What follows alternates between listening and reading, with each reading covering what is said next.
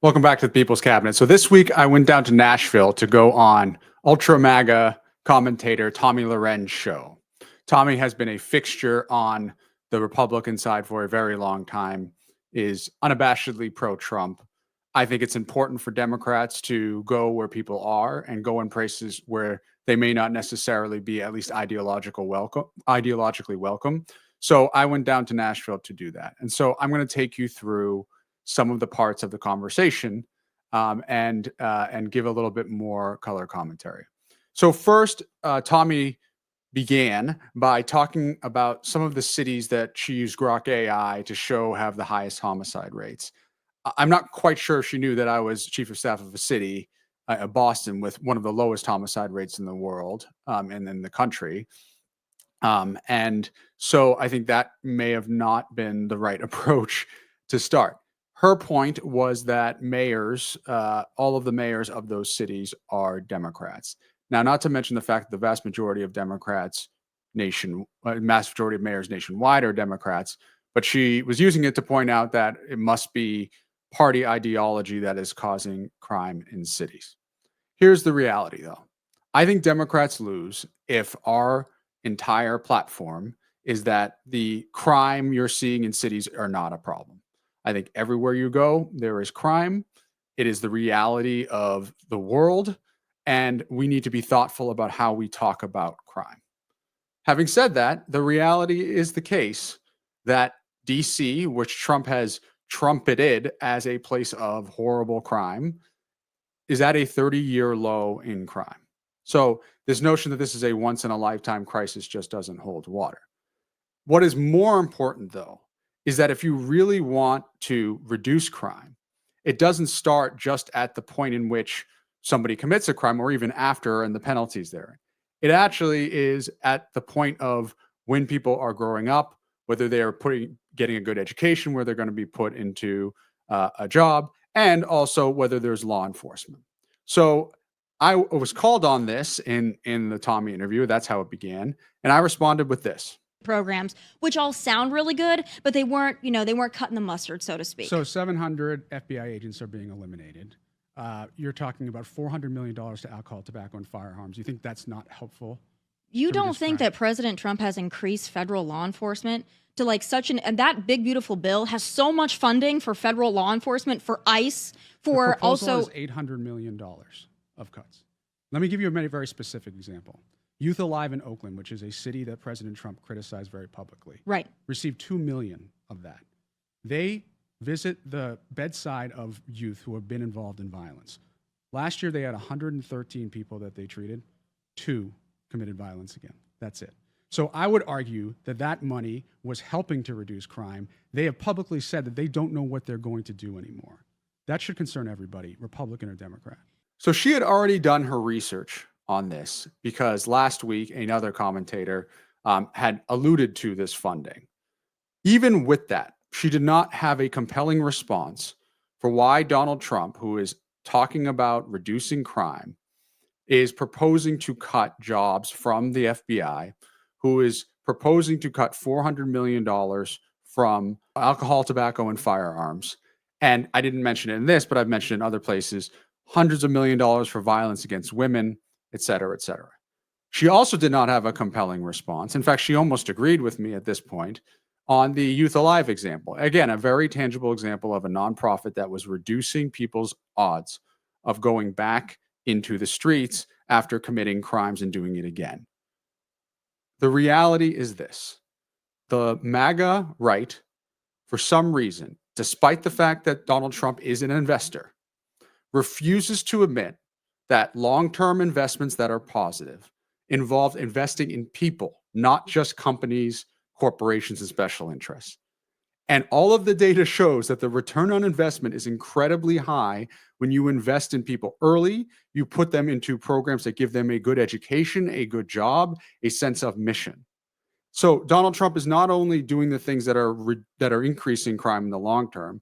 As I mentioned in the conversation with Tomi, he's cutting youth job training programs. He's also cutting on the other end of the spectrum about $400 million for senior work. So there's a program at the Department of Labor that helps fund things like jobs at the library. If seniors want to work at the library, it provides funding for it. Donald Trump cut that. Now, to be fair, they are claiming that they did not see a lot of efficacy in these programs. Fine. But my argument is take that money and allocate it somewhere else. But if you take the combined cuts of what they're doing there, you are still leaving billions, at least 1.5 billion that is just being cut. So this is just yet another reminder of Donald Trump claiming that he's for workers, claiming that he's tough on crime, when in reality, it's complete and utter BS. More to come. Welcome back to the People's Cabinet. Okay, so one very specific example of the hypocrisy of Trump is around the National Guard. The National Guard has been sent from various states to DC to apparently intervene in what they call a crisis of crime. I was pretty dubious about this, and I'm concerned for a most specific reason, which is we are currently in hurricane season, which means that at any point, a major hurricane could develop off the coast of the Atlantic or otherwise and cause massive destruction. We saw that last year with Hurricane Helene, with Hurricane Milton, and we want to do everything we can to prevent it. As I mentioned in my interview with FEMA Director Deanne Criswell, which is currently live in my podcast, The People's Cabinet, this is something that requires intense coordination between states and the feds, and we are nowhere near prepared. And so I was on Tomi Lahren's show, and I said the following. I used to work in the White House in intergovernmental affairs, which was response to hurricanes and incidents around the country. That National Guard is incredibly important when it comes to when a disaster hits at the last minute. They need to be trained as much as possible to save as many lives as possible. I'm not sure walking around the diplomat in DC is the way to help prepare for a hurricane that is coming, that we are currently in hurricane season. That's my point. Yeah. We have a lot of National Guard around the country. A lot of our states have sent National Guard to help. Right, away from states that, I didn't mean to interrupt you, but away from states that could be affected by hurricanes that need to be ready. That's my concern. Now, it's not just Le Diplomat, by the way. It's also Georgetown. It's also on the National Mall where they saw DEA agents, despite the fact that there weren't drug incidents at all in 2025 in that specific area. This is the problem. It's all the theater that Donald Trump is trying to put forward. But it's one thing to have theater. It's another thing for people to get hurt as part of the theater. We don't know yet where the next major hurricane will be, but we know that the National Guard will be probably deployed in the place in which that hurricane will hit. Her response to that was, well, people can move quickly. Again, every minute those people are not positioned and also trained up for that moment is a minute that we are threatening American lives. So in my opinion, that is what should be kept top of mind in this, is what are we sacrificing by having these National Guard troops march around? I want to be very clear. I am not suggesting that we should defund the police. I think the DC police should be given all of the resources they need. But that is a decision that Mayor Bowser should make as someone who understands intimately what DC needs. And on top of that, if you really want to make sure Bowser has what she needs, you would give her the proper funding to do what she needs to do. And as I mentioned before, $800 million are being cut at least from that. So let's stay on this. Welcome back to the People's Cabinet. So Zohran Mamdani, as everyone knows, has been laser focused on the issue of affordability. It's too expensive to live in New York City. He has not only laid that bare, but he has also proposed concrete ways to address it. Some are controversial, some are less controversial, but he's putting substantive policy proposals in front of the public. Tomi Lahren, when I went to debate her in Nashville, obviously wanted to get my thoughts on Democratic messaging in general. Table issues are the most important thing. How we're going to pay for things, how we're going to fight back against inflation should be the number one priority of every single elected official, not just Democrat in this country. Do you think Democrats find that boring? They shouldn't. If they do, they're making a mistake. But do you think that that's where they are now? I don't think so. I mean, like, if you look at like Zohran Mamdani in New York, many people, I think, on either side of the aisle would argue that the reason why he catapulted to the front was his laser focus on affordability.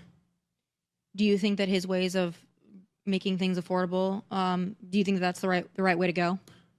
As I mentioned before, I oversaw a city budget of $3.5 billion, I understand how tax revenue is critical to a city. What I think is ironic is that there's always conversation about wealthy people moving away when you talk about taxes. Do I think some wealthy people might move from New York as a result of higher taxes? Of course.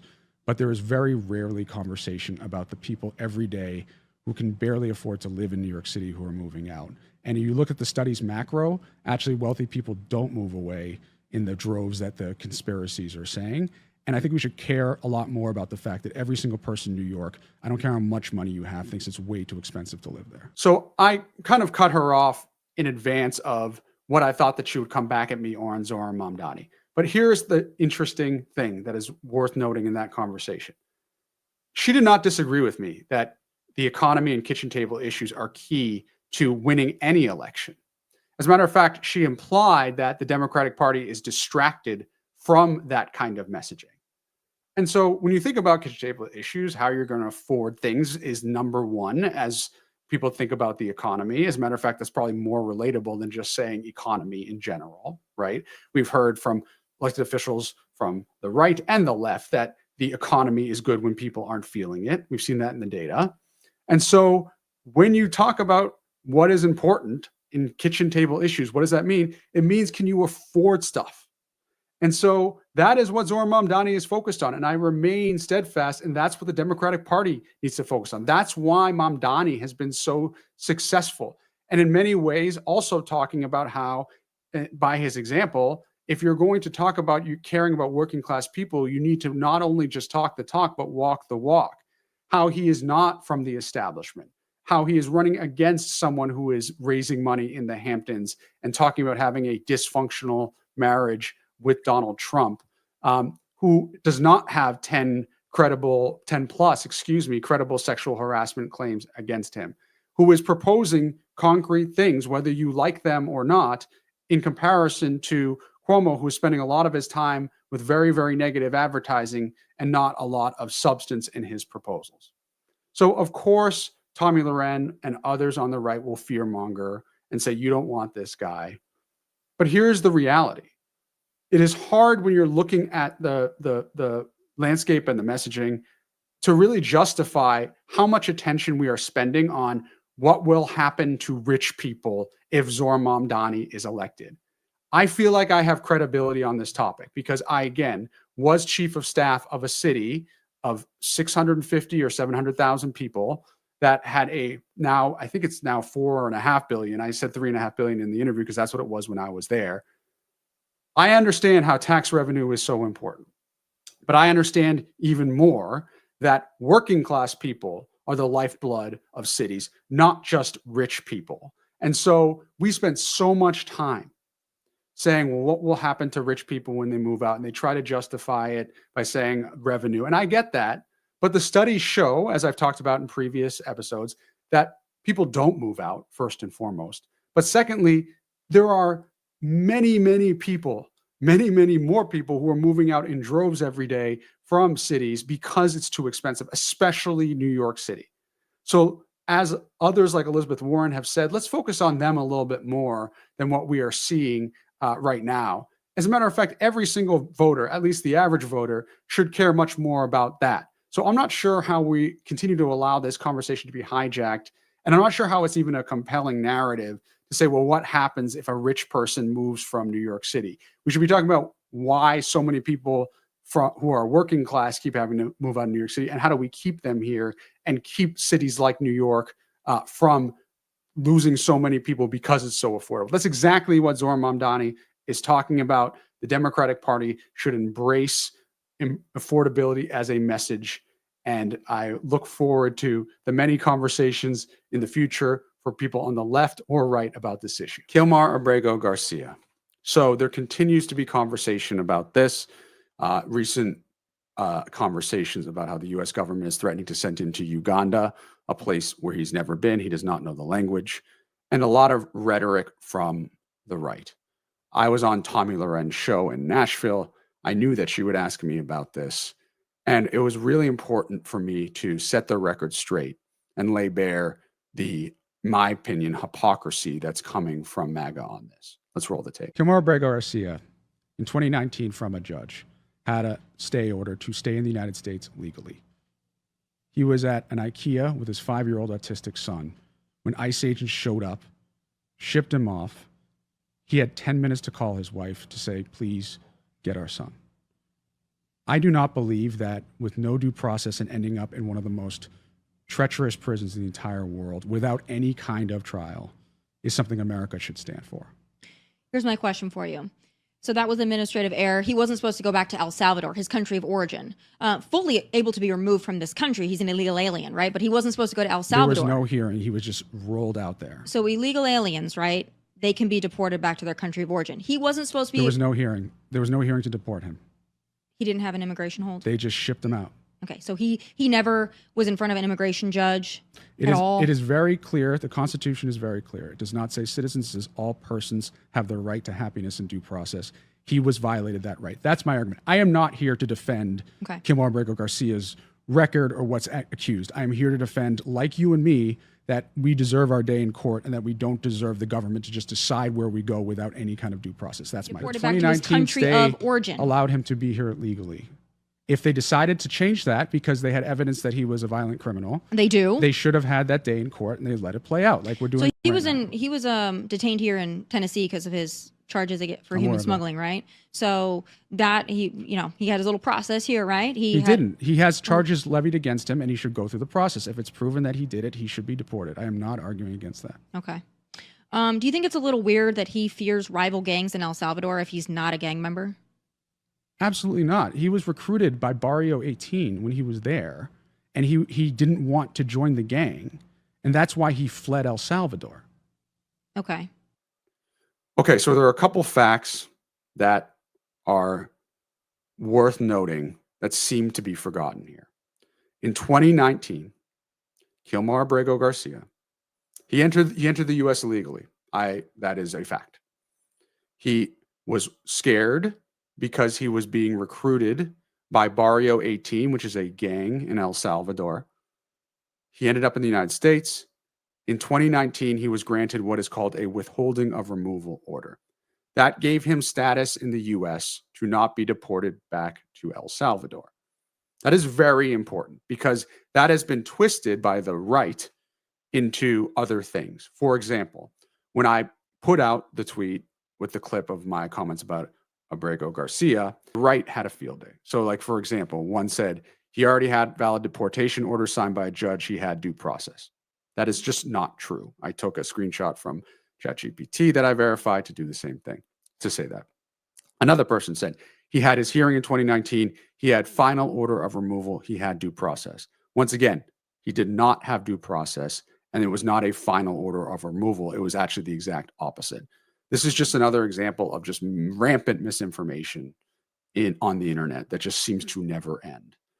More importantly, this is a man, a human being, who, despite having a legal order from a judge to stay in the United States, and not go back specifically to El Salvador, he was rounded up and shipped to El Salvador without any formal hearing or due process. Now, they said it was an administrative error. As you saw, Tommy's now adopted that language. I asked her whether she would be happy or not with him just staying there. And that's what she laid bare, what I think a lot of people at MAGA are saying, which is they don't think that non-citizens should have due process. Now, that is an opinion. That is the right of that person to have that opinion. But let's lay that bare.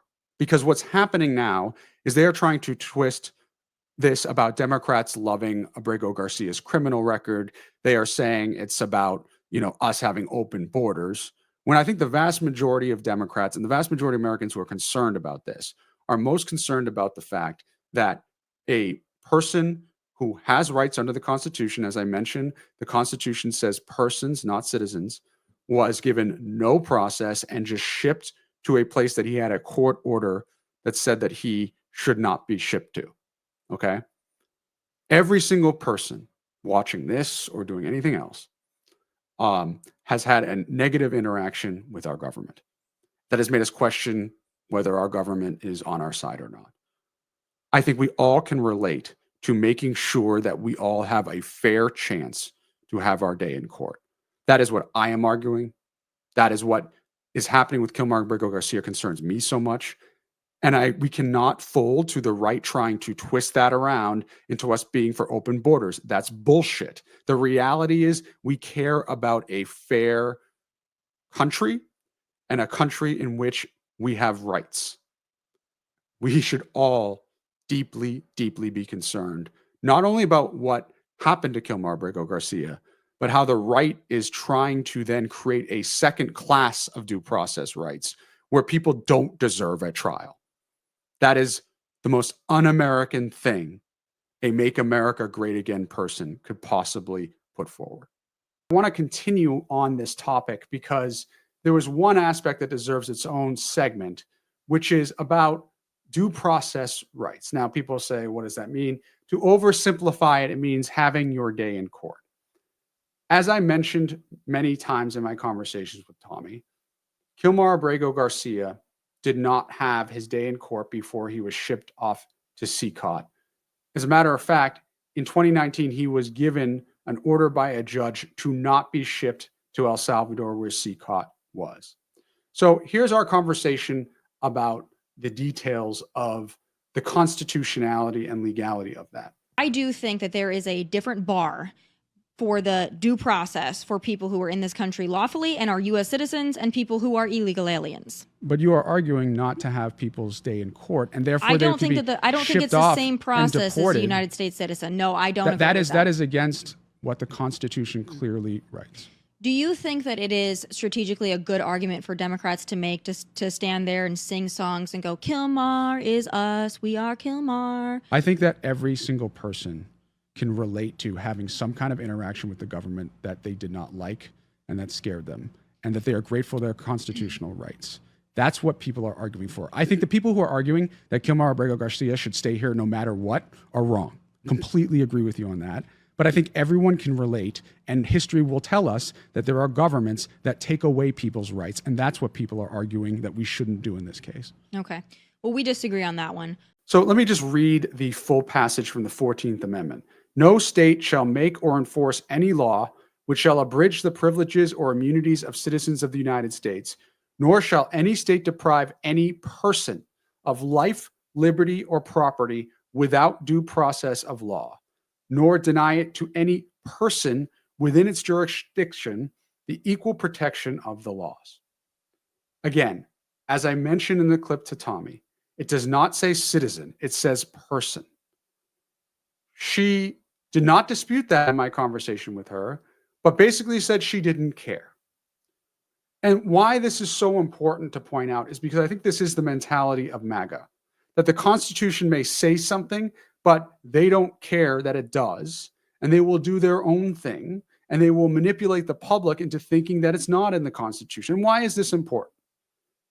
As I say in the clip, every single one of us has had some interaction with the government at some point that scared them and that they didn't like. If we don't have an adherence as a government, as a society, to the very principles that we laid out when we became a nation, then we have no backstop for the government or any other entity violating our rights. And so she's saying, well, U.S. citizens, okay, fine.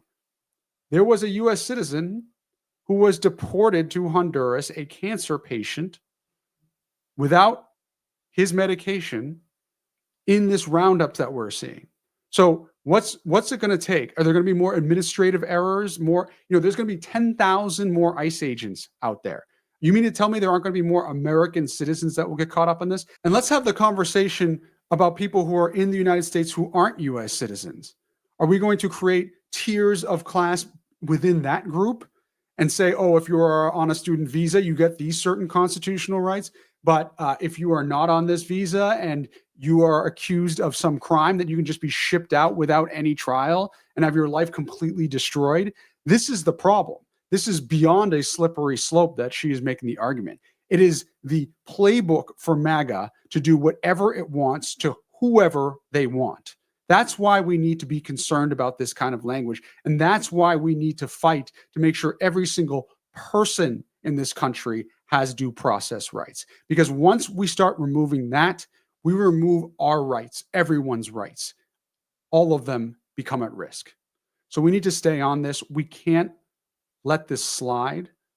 Obviously, this continues to not be something that the mainstream media seems to want to hold the president to.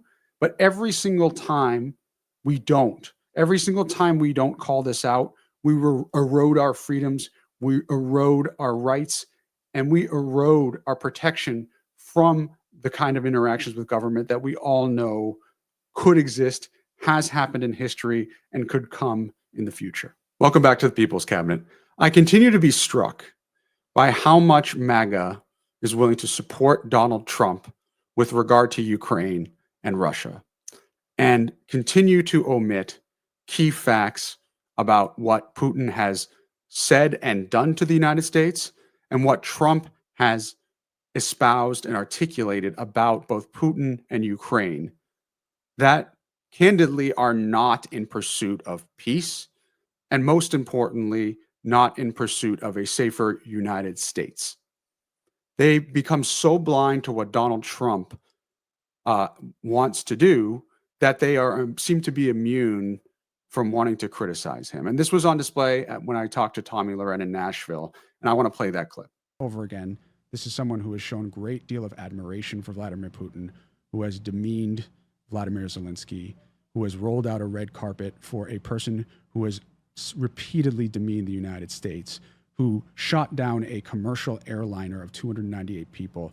I'm not sure that's someone that you should praise. And so I get very concerned when I hear President Trump expressing that kind of admiration for Putin, and it does not make me feel that he has the best interests of Ukraine at heart. Okay. Well, he has the best interests of America at heart. So I would say, and he said that. Ukraine is our ally, Russia is not. Right, but it's America first, right? So I think 100%. And what's best for America is a free and sovereign Ukraine.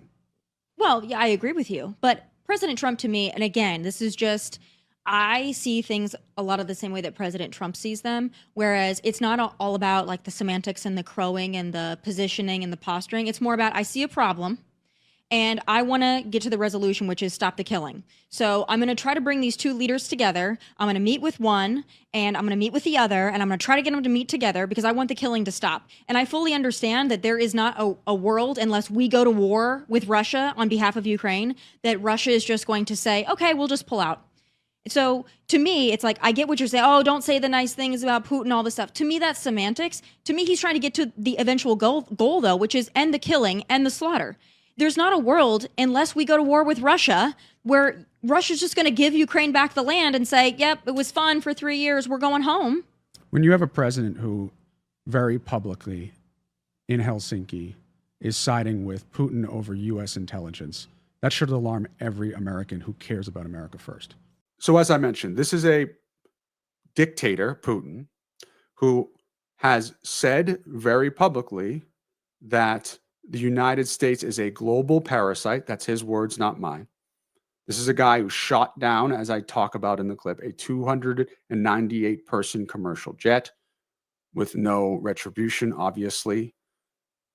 This president has rolled out the red carpet for Vladimir Putin, despite Vladimir Putin invading a sovereign nation.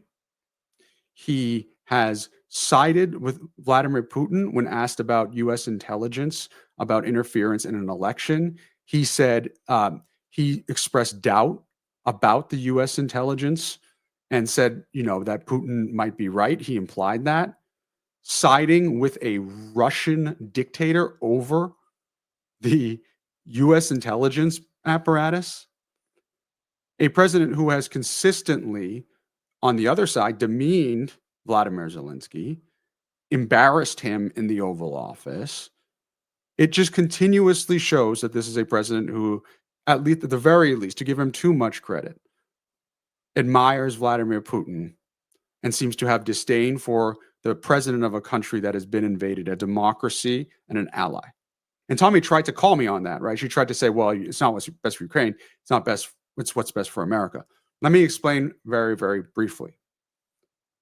If we decide to just let Russia do its thing and take over Ukraine, Ukraine borders Poland and many other Eastern European countries.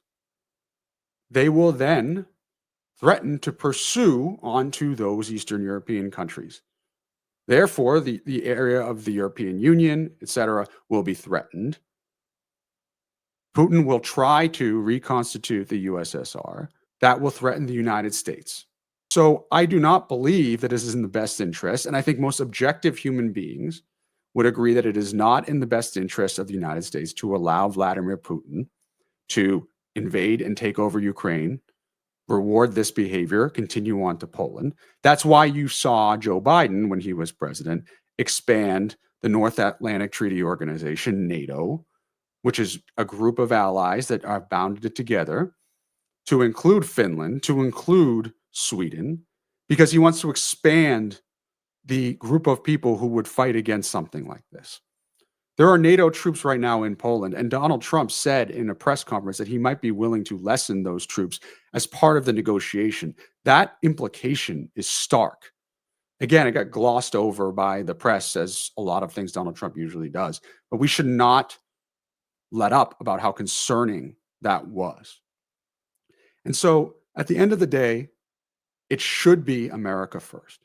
Our foreign policy should be about what's in the best interest of America. And unequivocally speaking, economically, human rights, standing up for democracy, a free and sovereign Ukraine, free of Russia incursion, is in the best interest of the United States. It's crazy that I have to reemphasize that, but it's true. We have to keep that top of mind. Donald Trump, for some reason, does not seem to have that same mindset, at least in his rhetoric and his actions, and that should concern all of us. Okay, welcome back to the People's Cabinet. Gerrymandering. There's something that happened yesterday on my appearance with Tomi Lahren that I want to talk about related to gerrymandering that candidly typifies the hypocrisy that MAGA has around this. Now, it is my opinion that every single state should have an independent commission that looks at how best to divide up the maps per congressional seats based on the census. I don't think that this should be political, because we have seen already, whether it be in Texas or elsewhere, what happens when it is political. But there's an argument that Republicans are pushing forward right now that I think shows incredible hypocrisy, in particular around their blind loyalty to the Electoral College, which, by the way, was a system that was put in place a long time ago to essentially disenfranchise people's popular vote, because they thought that maybe they weren't smart enough or were not worldly enough back in the day to vote for the president appropriately. So they, wanted to have a system of checks. Okay, this is way before computers or any kind of information. But this is a party that is trying to use data to show that party representation from a popular perspective in states are out of whack. So this is Chester Tam. He's a former Trump official. He tweeted out, and this was something that many people have cited, just look at the congressional redistricting in blue states. Here's a percentage of Republican voters versus how many seats they get. 0 Republican seats at all. I won't read through all this. First of all, Massachusetts, 36% Republican, Connecticut, 42%, Maine, et cetera, et cetera, et cetera. Here's the reality. If you want to argue that, for example, Rhode Island is 42% Republican, therefore the seats should be roughly 42% Republican. First of all, you have to elect those people, first and foremost. And I'm not sure you make 42% when you have, in the case of Rhode Island, 2 members of Congress, how you create 42% of a person, or 42% of those members of Congress when there are 2. That math just doesn't math. But here's another problem. Here's another thing. It's not even a problem. What they are all arguing for is what I'm about to call Tomi Lahren on. Let's go to the tape. But if you look at the representation by the number of Republicans that are represented in California and the number of Democrats that are represented in Texas, this whole thing of like, we're going to fight back because you're trying to make seats. When you look at the numbers, like some would argue that you've already done it in California, so you're just going to do it more. Do you think we should abolish the Electoral College? No. What you just said is arguing to abolish the Electoral College. Because if you're going to do representation based solely on population and not on... I'm not saying that I agree with that. I'm just College. saying if you're going to get into a tit for tat about redistricting and gerrymandering and how it's egregious, when you've already done it to a more egregious level in your state, and then Texas is like, we're going to play ball, but not even as much as you've played ball, and then you're like, well, we're going to triple down on what we've already done.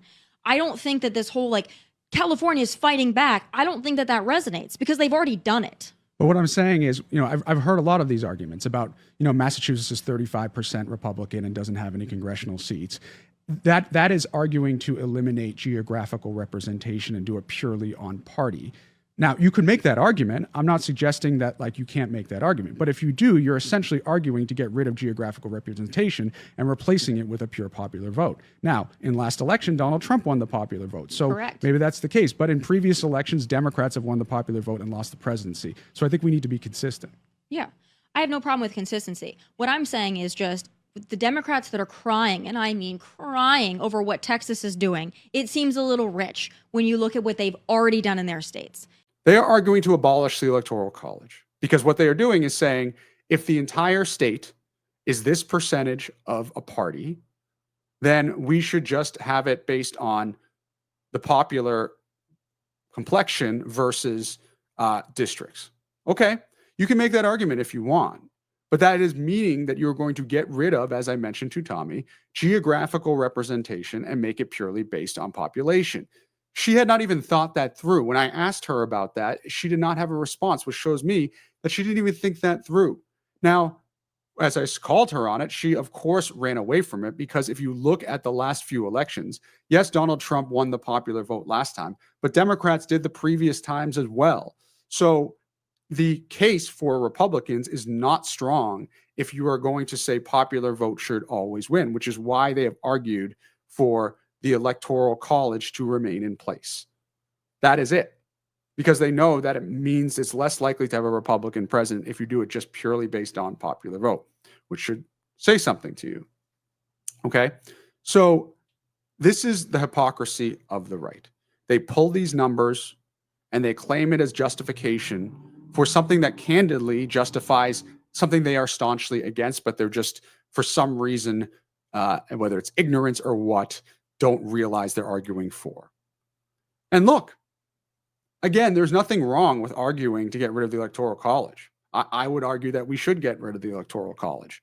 But say that. Be consistent about it. Don't backtrack when you're called on the logic because the logic is the same. And this is just once again another example of the hypocrisy of the right.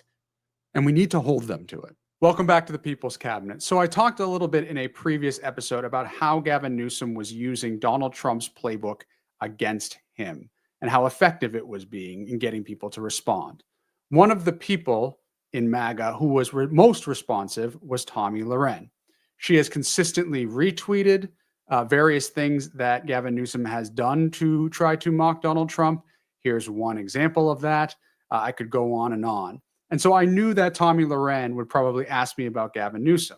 And here's the reality of the algorithm. The algorithm of X and all these social media is if you engage with a high trafficked account, you are more likely to get eyes on your account too. I don't blame Tomi for that. So I knew that she would be asking me about Gavin Newsom. And she did. Here's what she said. What do you think of Gavin Newsom? Do you think he's going to be your nominee in 2028?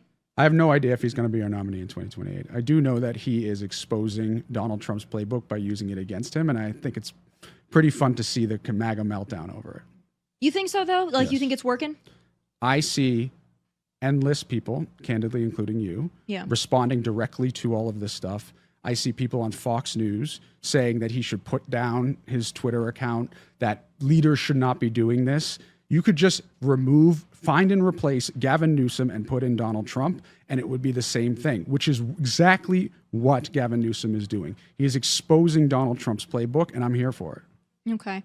So when we talk about it, though, right, like you realize that we're political commentators. So if we're going to make commentary on governors of states as well as prospective nominees to be president of this country, that it's not necessarily us melting down over it. I hope that he continues this. I hope that he keeps tweeting. And like, I love it when he tweets about me. I think it's great. I hope he keeps up. I don't think it's working for him. So she has us to believe that she actually doesn't think that Gavin Newsom's work is effective, despite all of the evidence that it is, and is trying to then say that he she doesn't care if she keeps doing it. But then at the same time, she says, I love when he tweets about me. So I'm not sure it's actually a genuine analysis that she thinks it's not working, because it's certainly bringing eyes on what Gavin Newsom is doing, including his store that he is selling various merchandise, or at least saying he is, even a picture of a Bible with sold out on it, obviously mocking Donald Trump's store.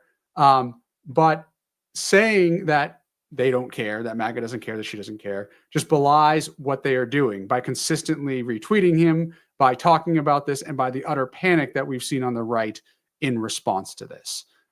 So I thought that was particularly interesting. So I took that clip and I put it on X. Gavin Newsom's press office, the same press office that had done all of the different memes that we saw that I talked about previously, responded to it, writing, "It's almost unfair how easy it is to make these MAGA snowflakes melt down." So that is obviously another reference to snowflake, which is what a derogatory term that MAGA has used for Democrats for anything that they actually care about. Again, so did MAGA take the bait, or did they back away and realize that there was bait being taken? And of course, as you can see through some of the responses, that they still don't get it, and they're continuously responding to Gavin Newsom and saying things like, questioning his sexuality, all of these ridiculously stupid things. So just yet another example of when he does this, it gets the attention. And the whole point of it is to expose the ridiculousness of what Donald Trump is doing and showing that this is actually unacceptable in today's society. So we should continue to monitor this. Tomi obviously still cares about the traffic of Gavin Newsom, because she continues to reply to this content. And I can guarantee you there will be more very amusing playbook turning against President Trump from Gavin Newsom. I should also say this is not for every elected official. I'm not suggesting that every Democrat should go and try to do their own version of an all caps tweet, but I think it is unequivocally true that this is working for Gavin Newsom and that he should keep it up. Okay, a lot of talk about cashless bail recently, Trump's war on it, and his perceived impression that ending cashless bail would indicate that crime will go down and that he is tough on crime. So I want to talk a little bit about cashless bail, but I also want to start with talking about the macro here. Trump is consistently trying to imply that the policies of the left are too light, that he is strong, and that therefore the actions that he is taking are going to bring more law and order and hopefully more peace than what is happening now. Okay, that is what his premise is. My argument, starting at the very top and being transparent, is that we need to be data-driven about the things that allow peace and allow safety in our communities.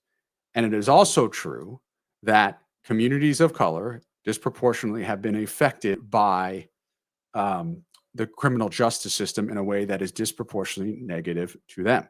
I want to give an example of that, but first I think we need to start by explaining how bail works.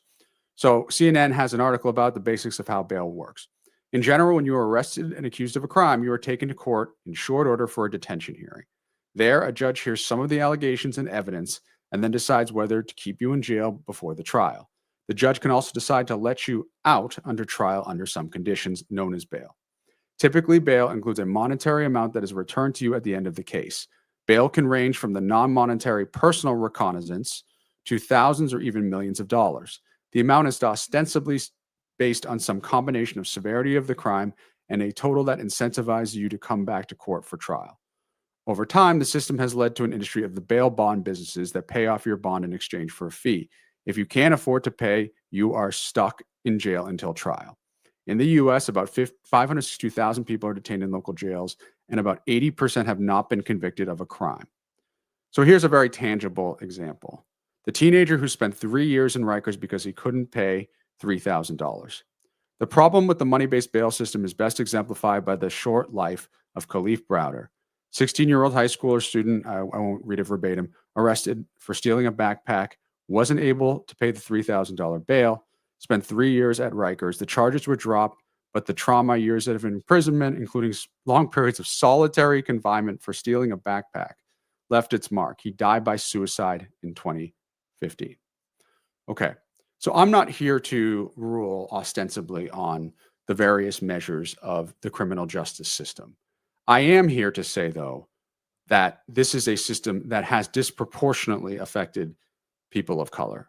And I said that directly to Tomi Lahren yesterday. Here's my clip. Would say, though, is that there are many parts of the criminal justice system that have disproportionately affected people of color that are real. And so, and I'm not suggesting you are doing this, but I think a lot of people try to disregard that and try to minimize it, when in reality, there is a history in this country of disproportionate effects of the criminal justice system on people of color. And we all need to be honest about that. But is the solution not having people pay the time for the crime? I think the solution is to figure out what works to stop crime and reduce crime in the long term. As I mentioned before, if you have greater than 50% of people going back to jail after they commit a crime, there's something wrong with our prison system, right? And so we should figure out how to make sure when people do pay and serve their time, that they're not more likely to commit a crime again. And in many cases in this country, incentives exist in the private sector with these private prisons to bring people back into the justice system rather than to put them out and to have them not commit a crime again. And that's my argument, is that we need to be putting money towards the programs that make it less likely that people will do that. I don't disagree with you on that fact. So look, I think that there should be a system where we should decide when people stay in jail and when they're not in jail while they're waiting a trial. I do not believe I am qualified to say exactly what that is. I think most people, though, can agree that how much money you have shouldn't necessarily be the only factor to decide that. I think we should also all agree that $3,000 bail, the fact that this kid could not afford $3,000 and stealing a backpack, is not reason to be there for 3 years in Rikers Island. That is a waste of our own resources as taxpayers. And candidly, that is not a proportionate proportionate penalty that individual was paying. I am sure there are some people on the right who believe that he, was given his proper sentence because he couldn't afford it. But what we actually do need, as I mentioned with Tomi, is thoughtful criminal justice reform that is data-driven. If the data shows that it is better for a drug addict, for example, to go through a rehabilitation program than to just lock them up, we have seen in the past with mandatory minimums, for example, how there was very severe penalties that didn't necessarily show a positive outcome in terms of public safety. If there's a way to treat drug addicts in a way where reform and rehabilitation is better than, say, 20 years in prison versus 10 and then rehabilitation, we need to look at that. And we can't be portrayed or gaslighted as being light on crime when data-driven, thoughtful, well-researched proposals to make us all safer show efficacy. That is what I am arguing. I am not fazed by Donald Trump trying to mock that, because the reality is we need a safer community for everyone. That should be the bottom line, not what is looking like a tough guy like Donald Trump is trying to do. What is all going to make us safer? That should be our focus. Candidly, that was the focus of the Bipartisan Safer Communities Act, funding community policing programs that has shown to work, despite the fact that Donald Trump and the right likes to mock those things. The way to reduce crime is to build trust in communities and work with police and make sure law enforcement has what they need. I am for that. But again, it is working with the community and it is employing strategies that are shown to work. That's what we all should agree on in a universal belief and pursuit of a more healthy and a more safe community for everybody. We hope you enjoyed this episode of the People's Cabinet. If you did, please like, subscribe, ring that bell, and tell us who else you would like to see sworn in. And let us know in the comments what other topics you'd like us to cover. Let's go.